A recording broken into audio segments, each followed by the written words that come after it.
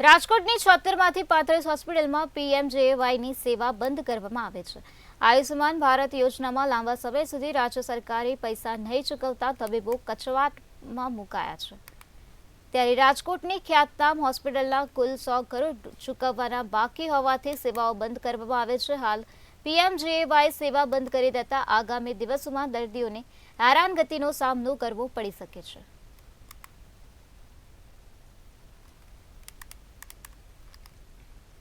હું અહીંયા રાજકોટની બધી હોસ્પિટલોના ગ્રુપ સાથે આવ્યો છું કલેક્ટરશ્રીને રજૂઆત કરવા માટે, કારણ કે છેલ્લા અંદાજે 3 મહિનાથી અમે વારંવાર મંત્રીશ્રીઓ, કમિશનરશ્રી તથા બધા જ અધિકારીઓને અમારી રજૂઆત કરેલી છે રિગાર્ડિંગ પેમેન્ટ આઉટસ્ટેન્ડિંગ।